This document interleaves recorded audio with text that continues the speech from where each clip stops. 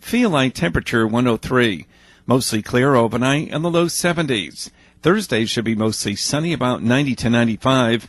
And Friday, the first day of autumn, it'll be partly to mostly sunny and hot in the low 90s. Your life, your music. We're KLEK 102.5 FM. From Feature Story News in London, I'm Ollie Barrett. Hurricane Maria has made landfall in Puerto Rico, having already caused devastation on the Caribbean island of Dominica.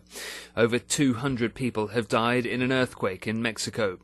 2 more arrests have been made over the London Tube terror attack, which took place on Friday.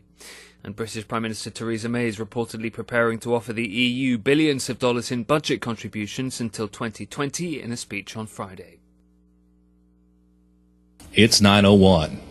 Community Conversations is brought to you by Arkansas Early Learning, offering no-cost childcare in Jonesboro and Northeast Arkansas. Applications at arearlylearning.org. Arkansas Early Learning is a nonprofit organization. KLEK LP Jonesboro, the voice of Arkansas Minority Advocacy Council. It's now time for Community Conversations, a program focusing on the people working to make the Jonesboro community a better place, while offering viewpoints from all sides of the issues. The views expressed in this program are those of the participants and do not necessarily reflect the views of KLEK 102.5 FM, the voice of Arkansas Minority Advocacy Council, or our underwriters or sponsors. KLEK 102.5 FM, good morning to you on your Wednesday. It's September 20th, 2017. This is Community Conversations. Here to Wonder is in the studio with you. My co-host, Ms. Kabila Jones Harden, she's a little under the weather, so we're going to definitely keep her lifted up in prayer that she is feeling better today. But joining us in the studio today is Jonesboro Mayor Harold Perrin, and we're certainly thankful that Mayor Perrin could spend some time out of his very busy schedule to speak to the listeners today about some of the many things going on in Jonesboro. And there are a lot of things going on in Jonesboro. If you were at the city council meeting last night, you kind of got a little taste of some of it. But if you were not, we're going to talk about some of the things that happened at the city council meeting, as well as some of the other things that are just going on in Jonesboro Pier. So, Mayor, how you doing today? I'm doing fine. How are you doing, sir? All right, pretty good. So let's kind of just start off with just kind of going through some of the things that, what are some of your takeaways from last night's city council meeting, from some of the things that happened? Well, I think we got a lot of things covered. It was a very lengthy agenda last night. It basically started off with some presentations. One of those is for Hope Week. Obviously, we support that. And also the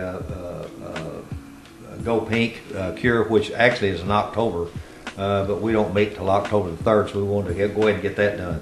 And then we had a major presentation from Daryl Smith, who's our senior planner. And I asked Daryl several months ago to look at some other cities and see what they're doing in regards to multifamily. In other words, on the design program. And we discovered that a lot of those cities have I'll not use the word strict for it, but it's much tighter. They have to be at least fully bricked, or at least 3/4 brick. None of the air conditioning is going to be sitting out front, etc. They also have to have green space, which would help the tenants who live in those facilities. So I think that's something, and the council seemed to really like that. But the big thing on that is what's coming out in these ward meetings is that, well, what are you going to do about the duplexes and the triplexes?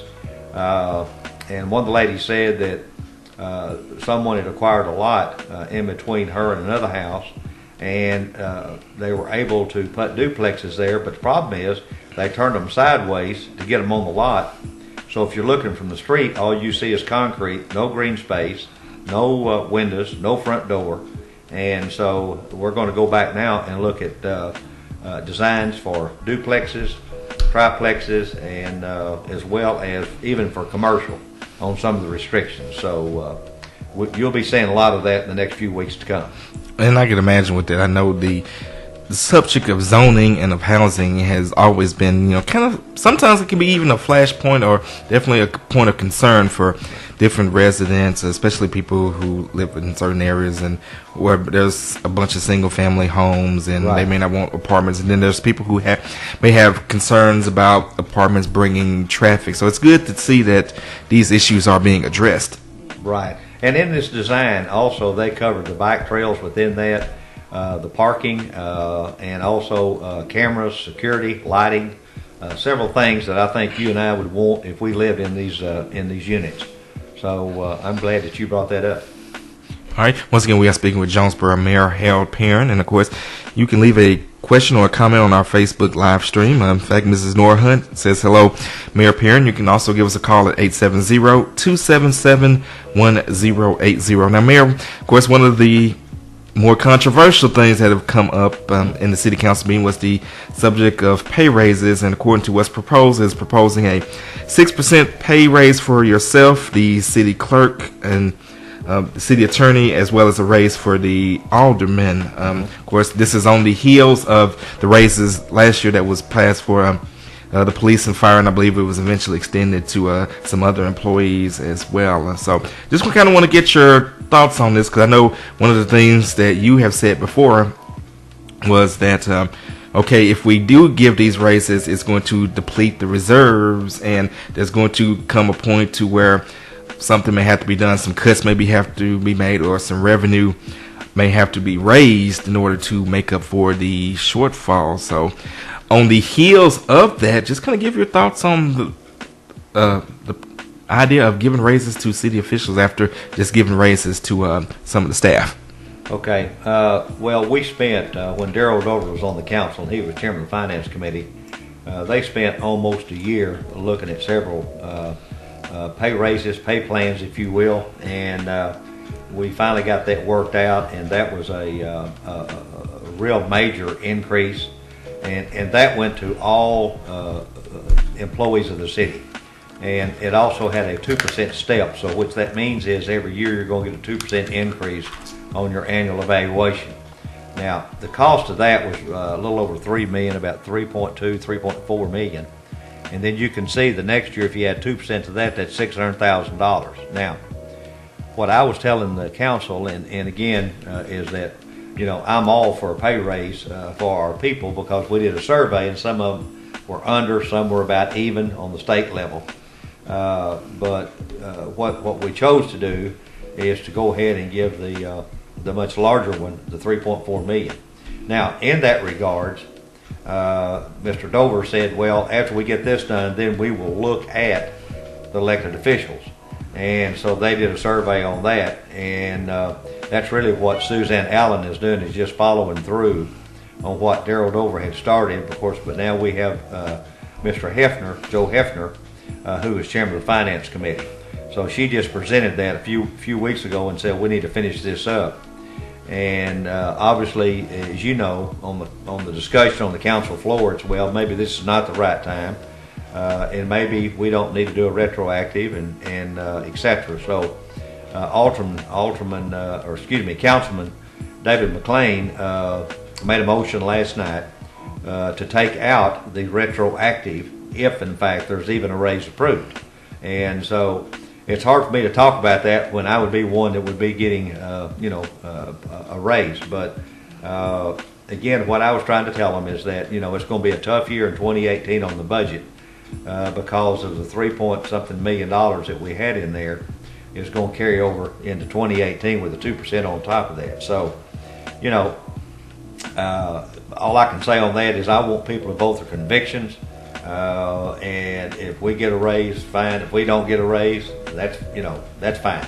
Well, I think that pretty much answers the question I was going to ask. Yeah, because I didn't, when you take these jobs and you're elected, then obviously I'm going to be very honest with you. When I ran in 2008, I really didn't know what the salary of the mayor was, and when I came in 2009, and so, as a public servant, when you run for an office, then you want to do the best and serve the people. And whatever that salary is what it is. And if the council so chooses to increase that salary, then that's fine. But if they don't, then, that's also fine. And I'm just being very honest. And I can only speak for myself. I can't speak for the city attorney or for the clerk or for the alderman. And anyway, we'll see how that works. October the 3rd will be the third and final reading, and it'll be either voted up or down. Well, I would think that, if you're looking into going into public service, as you yourself mentioned, running for mayor, running for city council, you're not necessarily doing it for the money anyway. Right.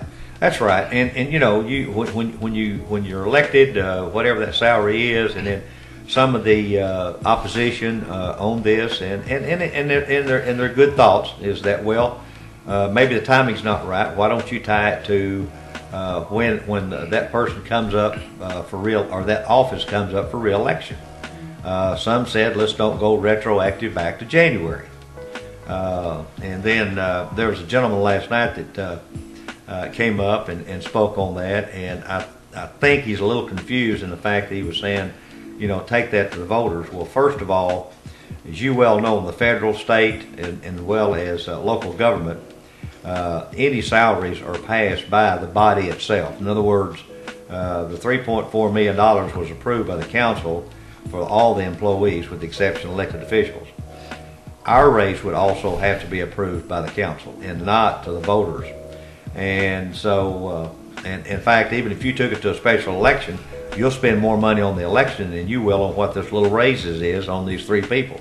But again, I understand where he's coming from, and so, and he and I visited afterwards, and I said, you know, I know where you're coming from, and so I didn't comment too much because again, I'm one of the three, plus the council that would be getting, if it's passed, a 6% raise, and that 6% came up where 2015. Since then, we've had no raises on elected officials, and everybody else has got a cost of living, but we've not gotten one in 15, 16, and now in 17. And so I think what the firm that does our work on that just simply went back and took a cost of living of 2% per year and just come up on that and said, okay, so you didn't get anything from 15 on, so 16, 17, and then, you know, of course, in 18. But again, we'll let the people vote on it, and the council, and you know, my opinion is not going to be heard either way.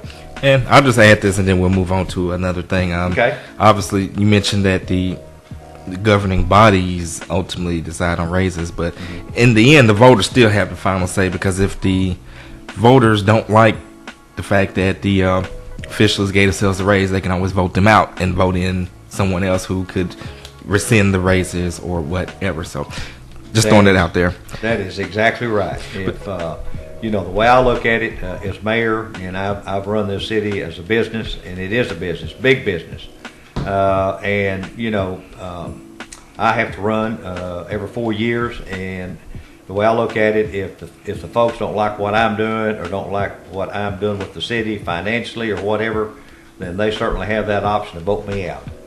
All right. And so, but you're right. You're exactly right. And we're speaking with Jonesboro Mayor Harold Perrin. If you have a question or a comment, you can give us a call at 870-277-1080, or you can weigh in on our Facebook live stream. Okay, let's switch over to something else that has definitely drawn a lot of attention, and something that comes up very often on this station as far as feedback and comments is the jets. So let's talk about the latest with the jet system. Oh, I tell you, I'm so excited about that. You know, I was on the city council when the original people, and they need to take credit for it, even though they're no longer with us, but Flo Jones and Lee Hummelstein got with the chamber and went to the city and the county and said, we need a public transit. And so the city went through, and the county decided at that time they didn't want to participate in it. So we went ahead and took that on. Last month, and I think it was in the paper today, and we turned in a release. Last month we had 13,000. Now we're on target this year to break last year's total of over 100,000 riders for a whole year. And I think that's by two things. One, I think the transfer station really helped to where folks could come to that one place if they wanted to. And the second thing is we quit switching routes around so they know everywhere where the routes are going. And we just got 2 new buses in the other day that is paid for 80% by the federal and 20% by the city. And so we're keeping the equipment up. The routes are good. And then even our bus stops, we went back this year and started taking down the old ones if they look bad and putting up the new bus stops.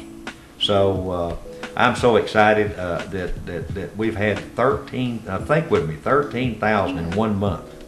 That is unbelievable. Well, it's a testament to the growth of the city of Jonesboro. I remember last time you were here, you said that the city is growing by 2 to 3% each year, and obviously with that amount of growth, there is going to be an increase in ridership, because I know you said that some people, for whatever reason, may not have a vehicle, may not can afford one. They may be in a situation where they don't have their license, or for whatever reason so it's definitely a help to have this transportation available to them. Now, Mayor, is there any updates on Saturday ridership or Sunday ridership? Any updates, anything new on that front? Yes, we are pulling all the data, the cost, and which routes we'd be running, which probably you'd almost have to run. I don't know if you have to run all of them or not, but people going to work, and we're trying to put that in the 2018 budget so that we could be running routes 6 days a week instead of 5. And so, and of course, if that's an increase in the budget, then I've got to find that revenue someplace else. So, yes, it's on the top burner to look and see if we can start providing that for Saturday ridership for people to be able to go to work. All right, well, that's definitely good, because like I said, that is something that our listeners definitely, especially Mrs. Farrell, shout out to you if you're listening, definitely are very passionate about, and something that they want. So we appreciate you, Mayor, for doing what you can in your power to help make that happen, so that we can have that Saturday ridership for the city. And hopefully, if that grows, hopefully we can expand that to Sunday. I know we have to kind of take it one step at a time. And of course, as you see, the mayor is a busy man. His phone is ringing. But like I was saying, hopefully we can get this Saturday ridership going. And if there's growth, then maybe down the line visit and check into Sunday ridership, and eventually have jets 7 days a week. So right. That's exactly right. All right, Mayor, our next topic we're going to kind of go into, we've had a series of ward meetings where the councilmen have had meetings at various places around town, allowing the constituents to sit with them, voice their concerns, talk about the issues that matter to them. Did you attend any of those meetings? And if so, what kind of feedback did you get? Or if you didn't attend, what kind of feedback did the councilmen give you from what they picked up from the citizens? Okay, answer your questions. Yes, I do attend all of them. The last one that we had was Monday night, and then my grandson had fallen and he cracked his elbow, and my daughter was at the emergency room. So when she called, prayers for them. That, but again, I did get it kicked off and stuff like that. Now, what we're doing is we're making a list of all the items that is being discussed and what the people want. And so we will publish that and give that to all the media. We'll send that to you on that. And we'll be sure to get that out there. Right, and we'd be happy to. Now, we have the last one Monday, this coming to Monday, and that will be at Allen Park. And if you remember, we used to have 6 of them and scattered them out on all 6 wards. And we chose this time to go with 3 and double up, and that has really helped because our attendance, in fact, at Earl Bell, we filled the entire room. Now, I can tell you that some of the major topics that have been discussed on that, one was on the what we talked about a while ago on multifamily and duplexes. They want to see a tighter ordinances put on the books so that when people do that, it's aesthetic for the neighborhood, and that it'll go along like the duplexes we talked about.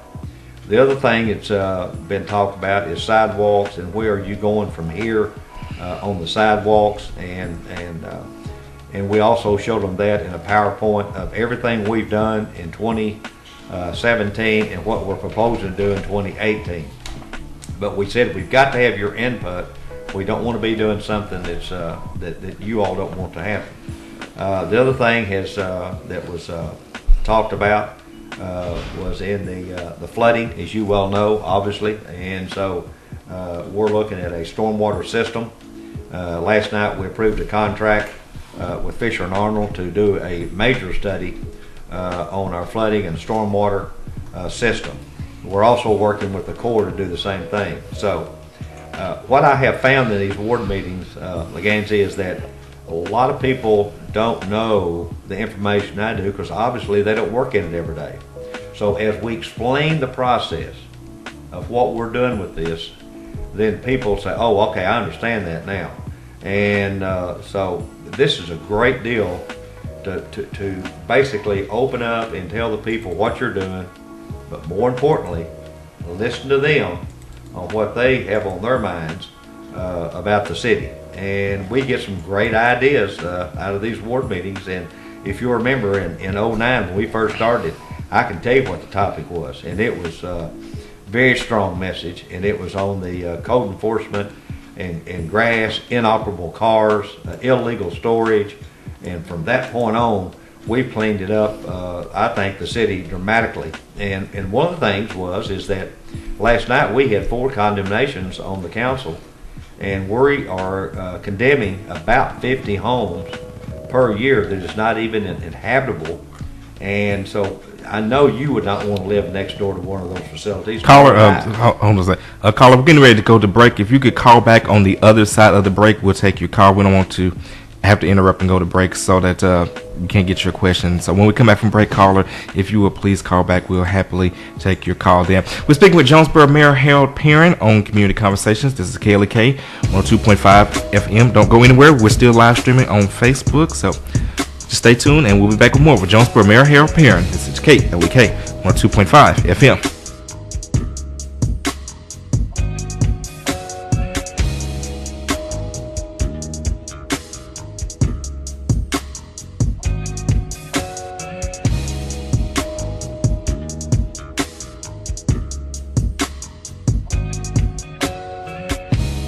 You're listening to Community Conversations on KLEK 102.5 FM.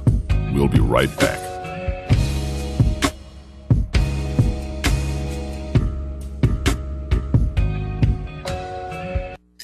Men, are you losing the battle against sexual temptation? I'm Mark Merrill with today's Family Minute. We're constantly being bombarded by sexual images in movies, magazines, television. The list goes on. And unfortunately, these seemingly small temptations have the power to ruin relationships.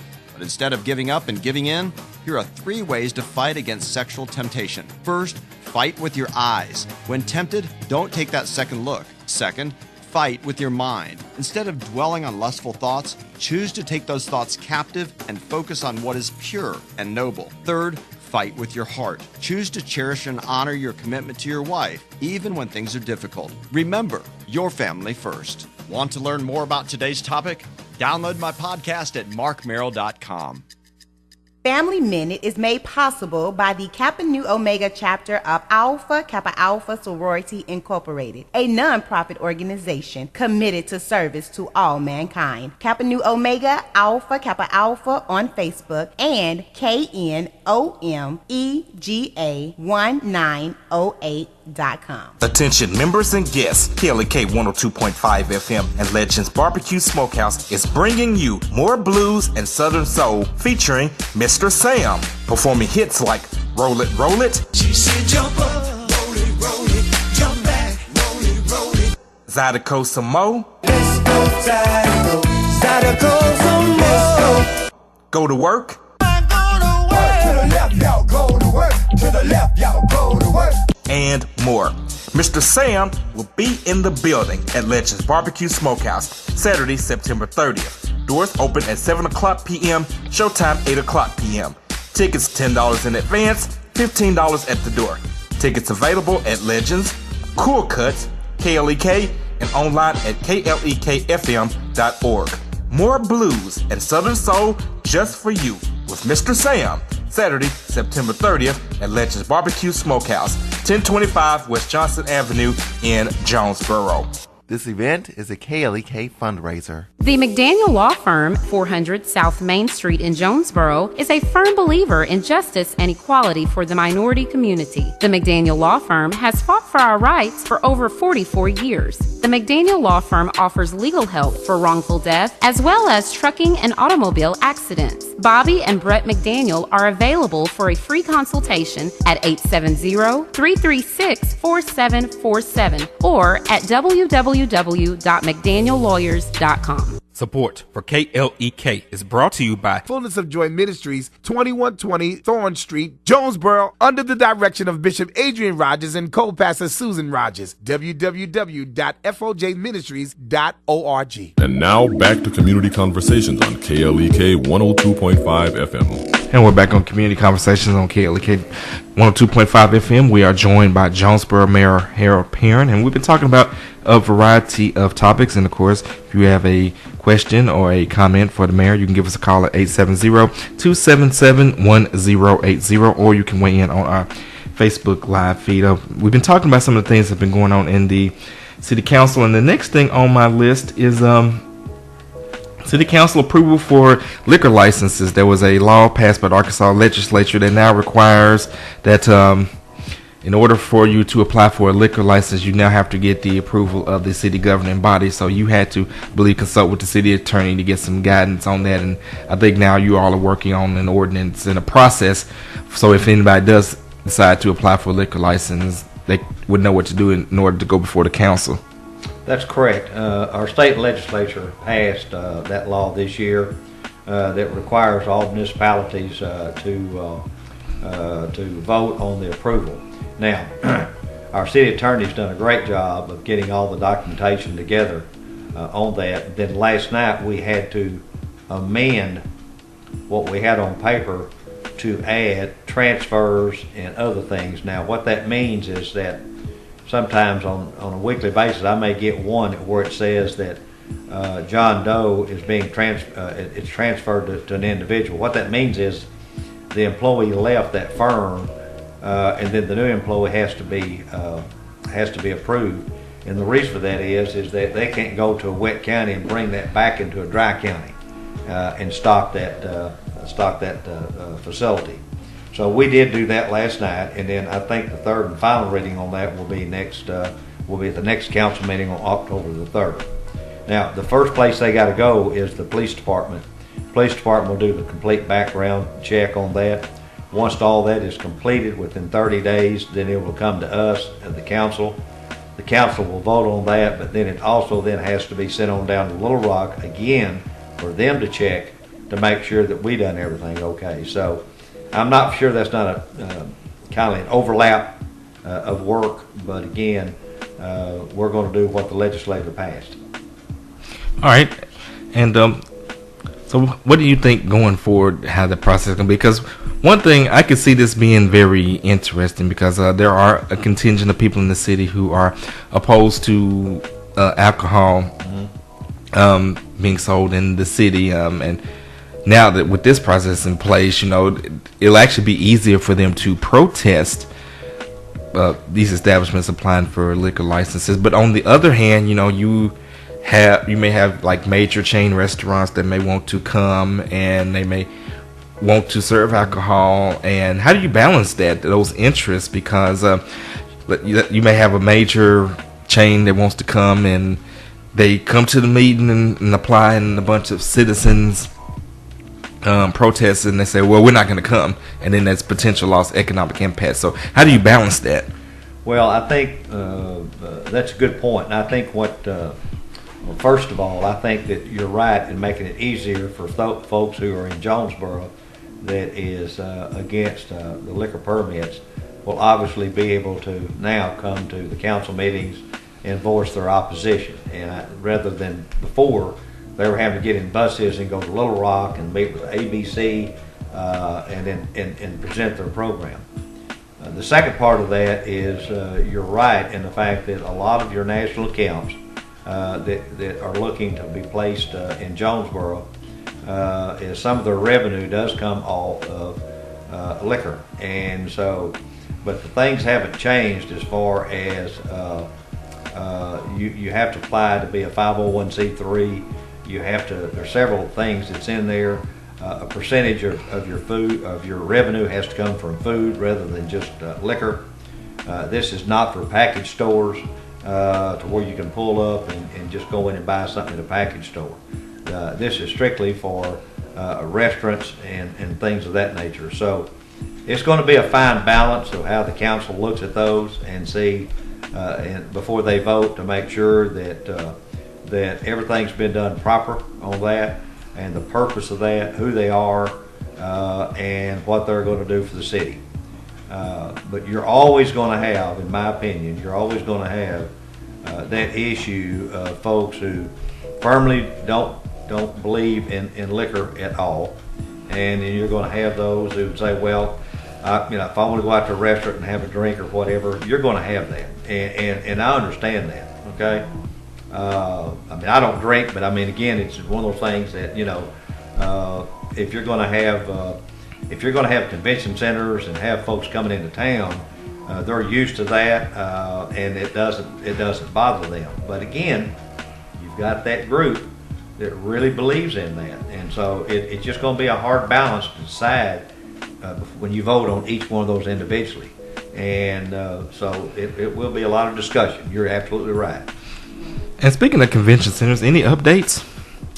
Well, on the ASU Convention Center, Jerry Morgan and I have visited with Mr. O'Reilly, and this would be the one that would be going on ASU campus. And we're still working and doing dialogue with him on that one. I have not talked to anyone on the other one that was going to be on I-555, Mr. Keller. So I'm going to assume right now that if the first one that would go in, if we get to, is going to be Mr. O'Reilly, and that would be on the campus. So we're just trying to work out those things that he's looking for, and obviously he'll have to go back to the A&P and make a presentation for those people who would be giving them some money, and so we'll just see how that works. And again, we're staying in touch with Mr. O'Reilly, and obviously we'd have dialogue with anybody else that wanted to come to town. Okay, so definitely an interesting change of events. I know that the A&P Commission was originally in support of the convention center on I-555, and now I think I'm hearing from you that kind of waiting to see more of what the ASU project is going to do. That is correct. That is correct. So, and I'm sure that Mr. O'Reilly will make a presentation somewhere down the line and ask the A&P for whatever funds that he feels like that he needs for his project. And then the A&P Commission, in which I don't tell them how to vote, they'll vote independently of how much they want to assist him in getting him to come here. Okay. Well, we'll definitely stay tuned for more developments on that situation. We are speaking with Jonesboro Mayor Harold Perrin on Community Conversations. This is KLK 102.5 FM, and if you have a question or a comment, you can post your comment on our Facebook live stream, or you can call us at 870-277-1080. Those are your opportunities to ask your questions for the mayor. Either post your question on our live stream, or actually call in, and we will try to get to whatever you have to say, whether it is on our actual stream post or you're actually calling us on the air. Now, we went from alcohol, we're going to go into marijuana. That's probably an interesting transition. Of course, it's been passed now for medical marijuana dispensaries and cultivation centers to be in Arkansas, and of course, now what is the city going to do about that? Well, the council last night actually approved our ordinance that pertains to the medical marijuana. Now, in that ordinance, it's basically telling you where they can be located, which is in C3, which is commercial. It also gives you, by the state law, how many feet away from anything like schools and etc. that's in there. Also, they would have to file some of that information with us. Now, it's my understanding with all of that is, I think it was on the media yesterday, and I'm sure you covered it too, the fact that Jonesboro had 5 applicants to apply, and all 5 of those were for dispensing, and none of them were for cultivation. And so I can't remember the amount or the number of cultivations and dispensaries they're going to have in the state, because the commissioners are still fine-tuning the law that was passed by the legislature. So I really don't know how many would have. So that tells me that no one had an interest in doing a cultivation in Jonesboro, but they obviously want a dispensary.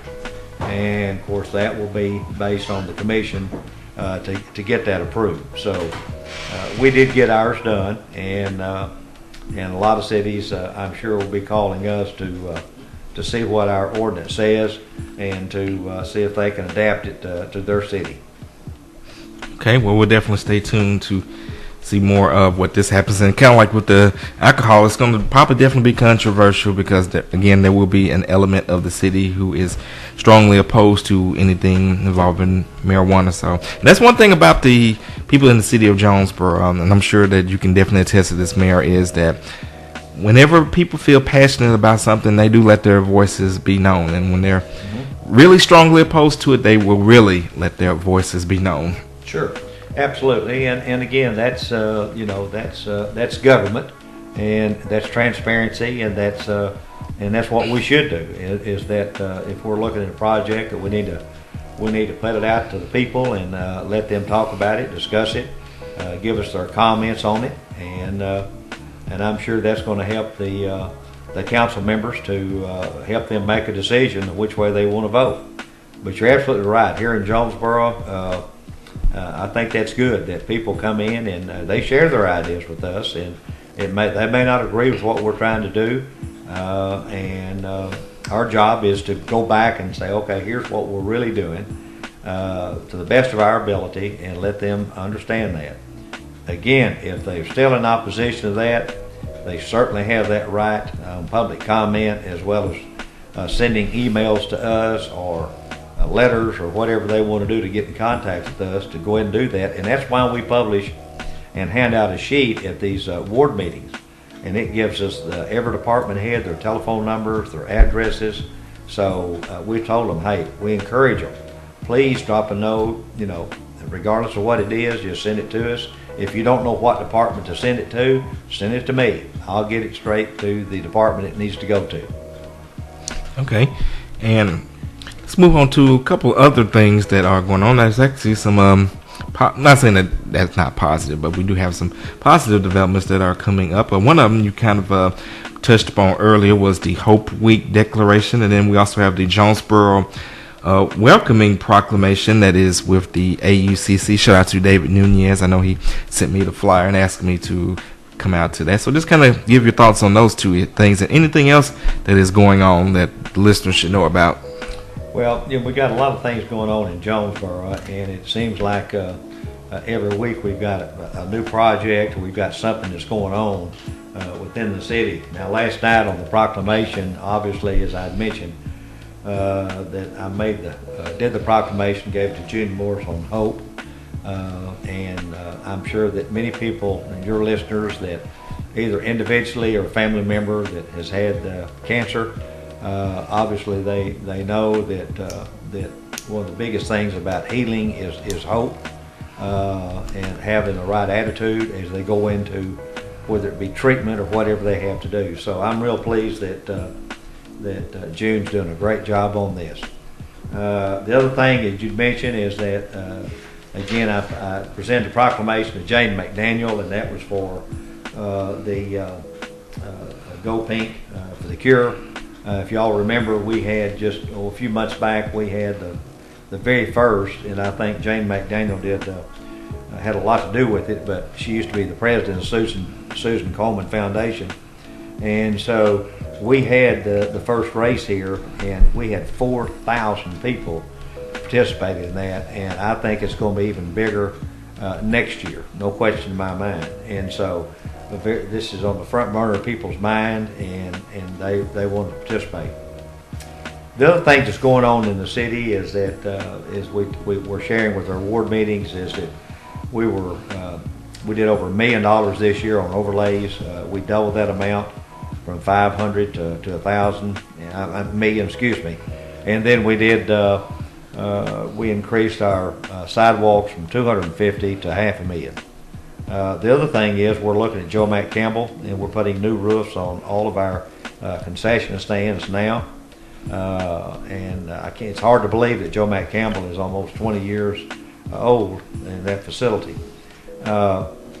Also, we're working real hard with our homeless. We've got our hub, set up and established, and there's going to be some more news come on that I'm working on. Hopefully, I can release some of that next week, or as soon as I can, and with all the partners. It's going to be a big. I think it will be big news for our homeless. It definitely will. Trust me on that one.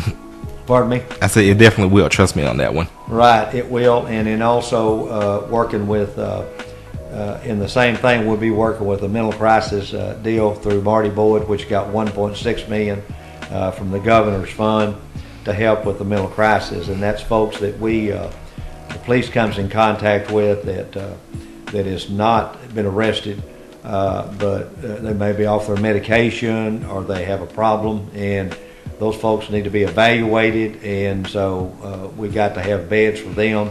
Now we're having to transfer them to Little Rock and then come back, and sometimes that takes 3 trips to do that. So that's going to save a lot of expense as well as time on that.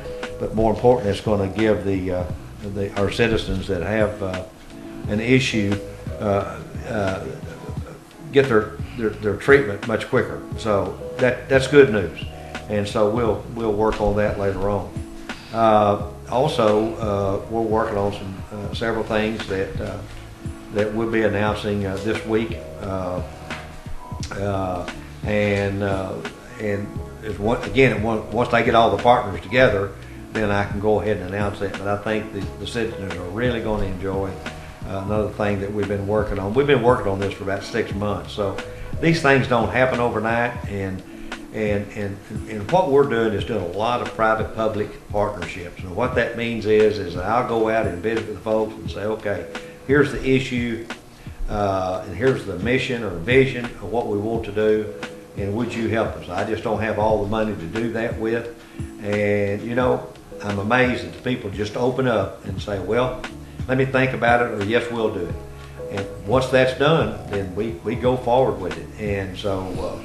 and that's a couple announcements that we'll be making the next week or two that, again, is going to be good for the people of Jonesboro. And we certainly appreciate all of the people in the community that are willing to pitch in and help with the various projects and things going on around town. We are speaking with Jonesboro Mayor Harold Perrin. And, of course, if you have a question or a comment for Mayor Perrin, you can give them a call at 870-277-1080. Once again, that number is 870-277-1080. Or you can leave your questions or your comments on our Facebook live feed. All right, in the last about 2 minutes, one thing I want to ask about is any updates on the Highland Railroad overpass? Yes, two things. One is that the overpass on Highway, actually we call it Highland or Highway 18.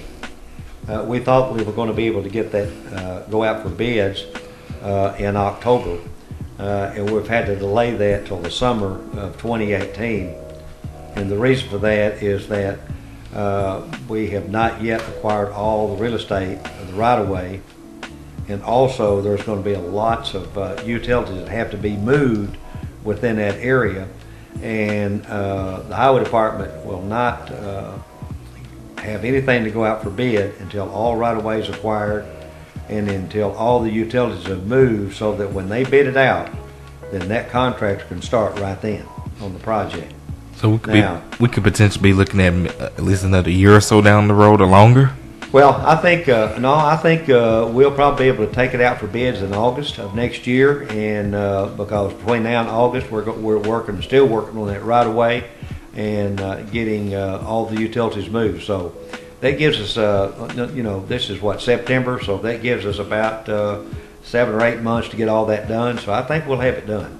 And the other one is that the highway department entered into a contract with Baker Engineering to do the overpass at Airport Road. So they'll start designing that within the next week or so. And I would hope that we could get that one done and have that one go out for bids in 18 as well. So you're going to see lots of construction going on in 18 in this city in regards to infrastructure. I'm talking about a lot. I see. I didn't even know that there was going to be an overpass plan for Airport Road. Can we get one on G Street too?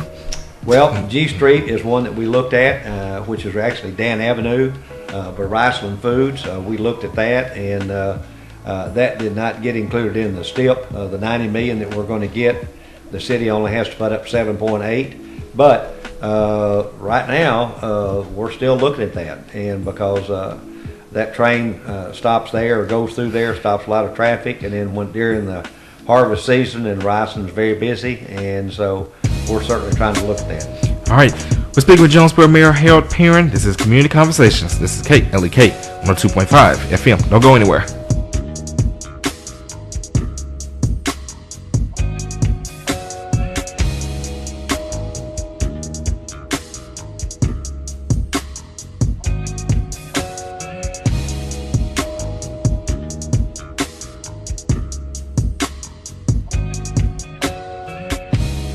You're listening to Community Conversations on KLEK 102.5 FM. We'll be right back.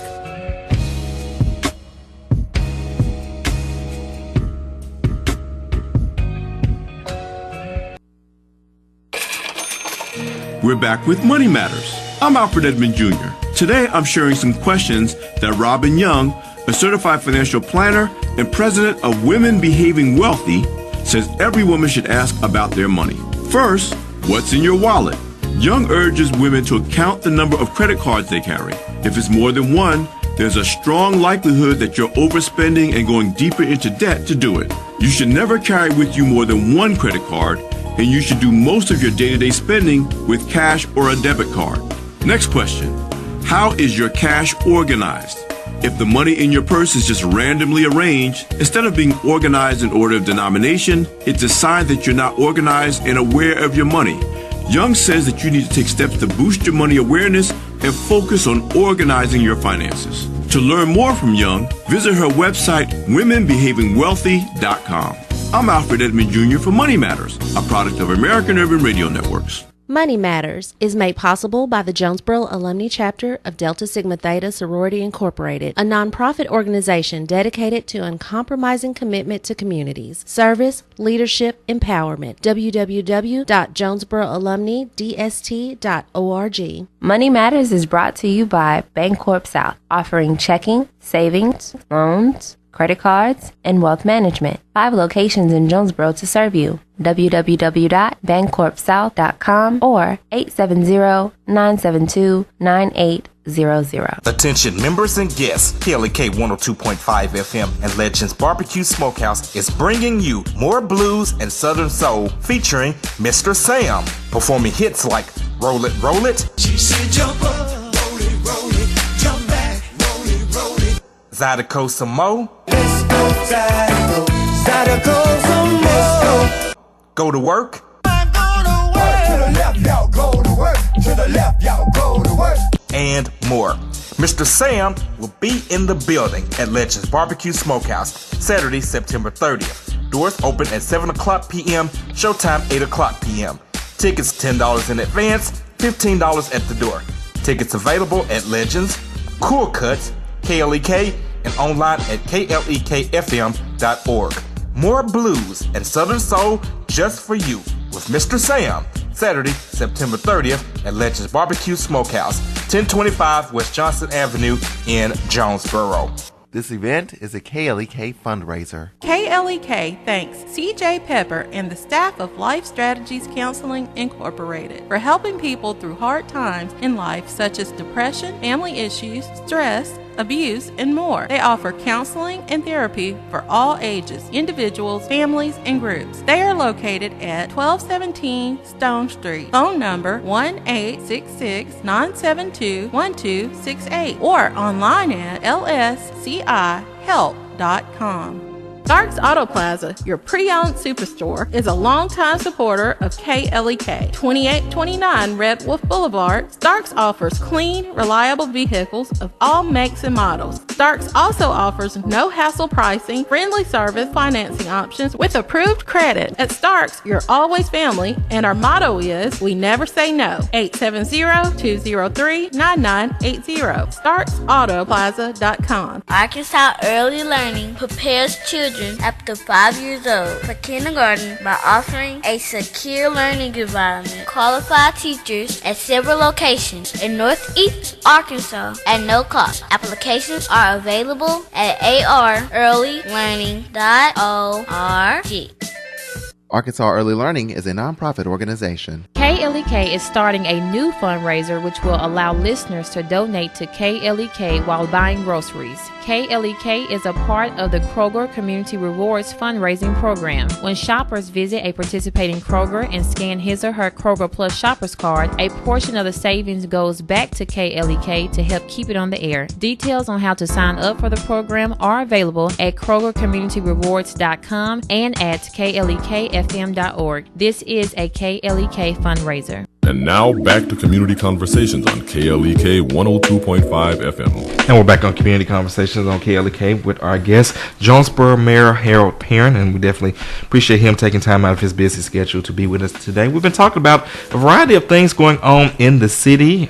Had the city council meeting last night, and the mayor talked about some of the things going on. Of course, if you missed it, feel free to go on our Facebook or our YouTube, and you can go back and kind of catch the parts that you missed. But in our final segment, we're going to kind of talk about the relationship between the city of Jonesboro and Arkansas State University. Of course, as you know, Arkansas State University has a new chancellor, Dr. Kelly Damphus, and Dr. Damphus recently was a guest on Community Conversations, and we had a great time with Dr. Damphus, and he has really made an impact in the community. He's basically become a rock star. He may be even more famous than you, Mayor. He may be he may be out there a little bit more than you, because he's always posting daily, and of course, you know, he's got that infamous Damphus selfie that he takes with everyone, and of course his lovely wife, Mrs. Beth, and of course their dog Maple, who you should follow Maple on Twitter, Maple Damp.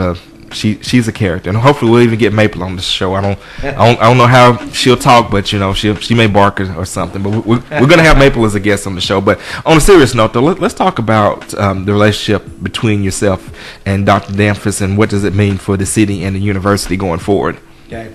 Well, first of all, I had the pleasure of meeting Dr. Damphus when they were going through the search.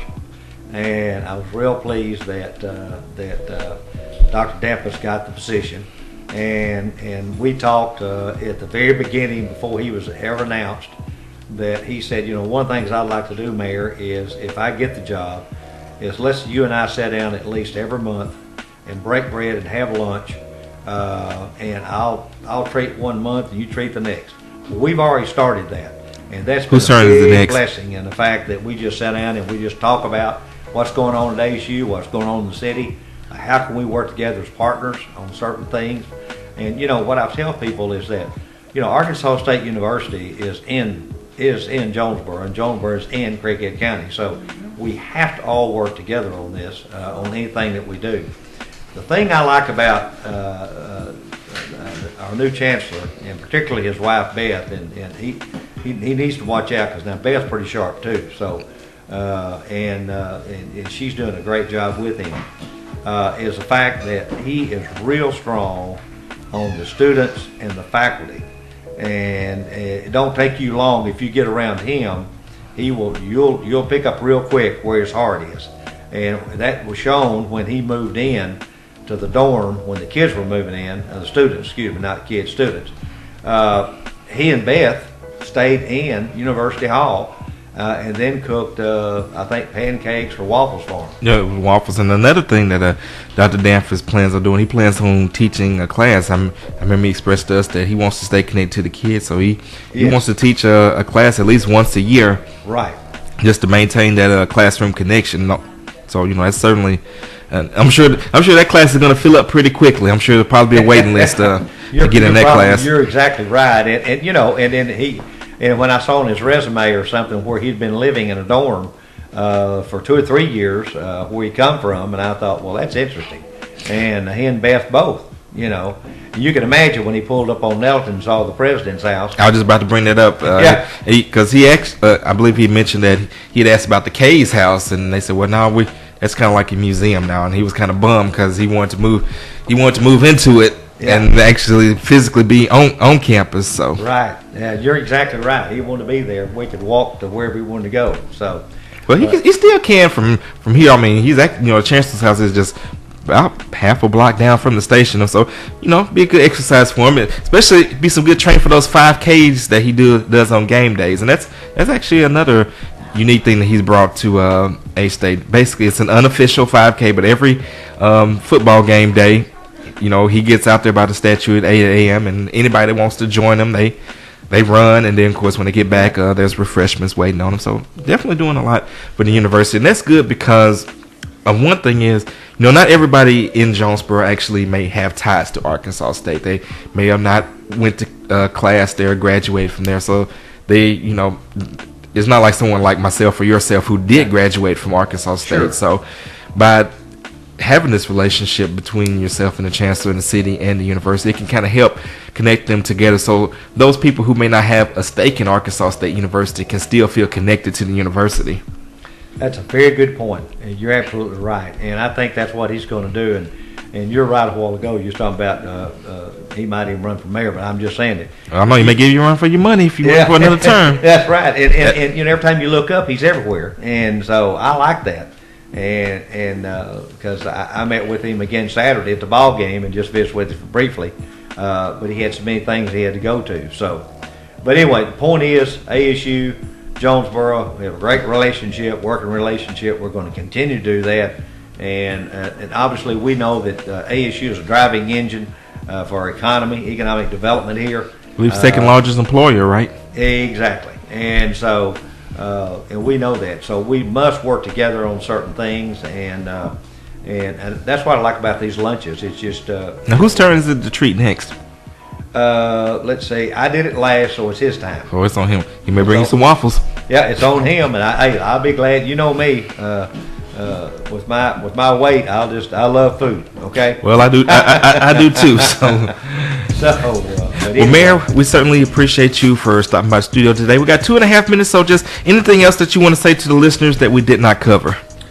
Well, first of all, I think that the thing that I have learned as mayor in these going on 9 years, and then having served on the council for 15, is that the city of Jonesboro and the people that work with me every day, and we call ourselves a family, is that we know that the only thing we do is provide a service. We don't build a product, we don't build a widget, and the only thing we do is take care of our citizens, and we work for them, and they pay our salary because 70-something% of the income that comes in is off of sales tax and things of that nature. So we want to make sure that we are doing what is good, and I love these ward meetings, and I may start having maybe at least once a year just what I call I guess would be a larger meeting to where we can have everybody to come in and maybe have an agenda and just share with the people,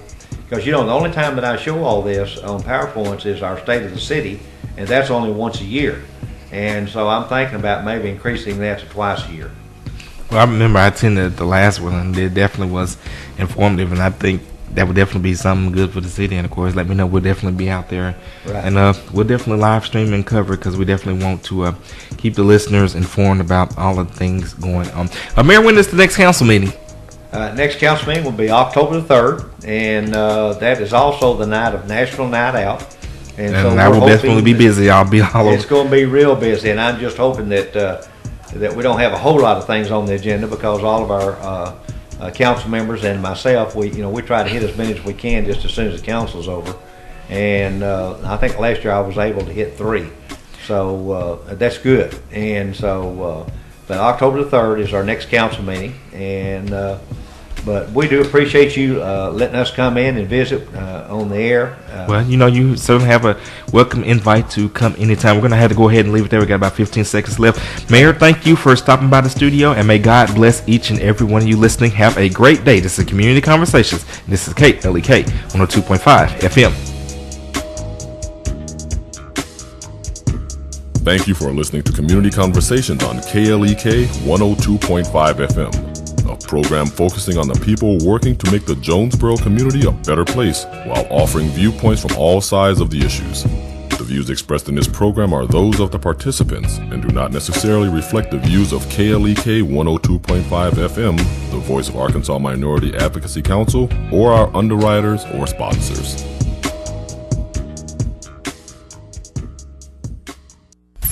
KLEK-LP, Jonesboro, the voice of Arkansas Minority Advocacy Council. Hello, Jonesboro. This is meteorologist Tim Root with your KLEK 102.5 forecast. And this weather forecast is brought to you by Ring Central Office, online meetings and office phone service. Phone 877-234-4923.